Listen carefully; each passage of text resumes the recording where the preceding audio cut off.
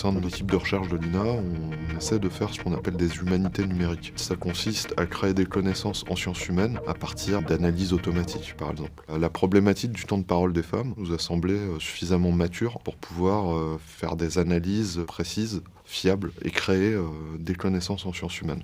La France est toujours à la traîne en matière de parité. Cette étude elle a été rendue possible, entre autres, dans une démarche assez long terme des recherches entreprises à l'INA. Ça s'appuie notamment sur un dictionnaire de locuteurs qui avait été mis en place en 2013, qui contient environ 2500 locuteurs différents.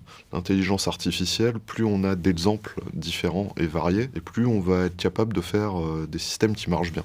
À l'INA, on a accès à l'ensemble des flux télé et radio, et c'est une richesse incroyable pour les humanités numériques. Ce choix de tout stocker, de tout enregistrer, c'est un choix politique spécifique à la France. La brique logicielle que j'ai mis au point en partenariat avec l'Université du Mans, elle s'appelle INA Speech Segmenter. Elle a été entraînée sur plusieurs milliers de locuteurs différents, et elle permet, avec une fiabilité, ce qui se fait de mieux au niveau de l'état de l'art, de différencier une voix d'homme d'une voix de femme. Ou écrire sous pseudonyme peut-être un jour. Ah bah ça, je pense que c'est le fantasme de tout écrivain. Oui. Un jour de recommencer, recacher. oui, de recommencer à zéro en fait. Les conclusions qu'on peut tirer de cette étude, elles sont assez claires.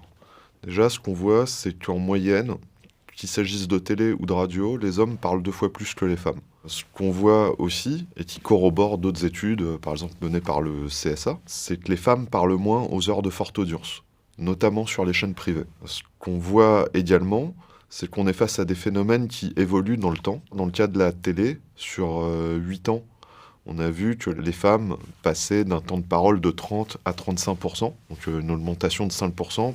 Pour des habitudes ancrées depuis très longtemps, c'est pas rien. On a vu aussi que sur la radio, sur une période de 18 ans, le pourcentage de parole des femmes avait augmenté de 10%. C'est des évolutions notables qui tendent vers davantage d'égalité de temps de parole. Le temps de parole, c'est le prisme pour observer l'égalité. Il y a plein d'autres manières, plein d'autres angles pour la décrire. Ça peut être de quoi parlent les gens. Est-ce que les hommes parlent plus de sport, d'économie, de guerre, les femmes de santé, d'éducation? C'est la limite de l'étude qu'on a fait, c'est que le temps de parole à lui seul donne un certain nombre d'informations, peut aider à améliorer certaines choses, au minimum à en prendre conscience, mais ce n'est pas tout.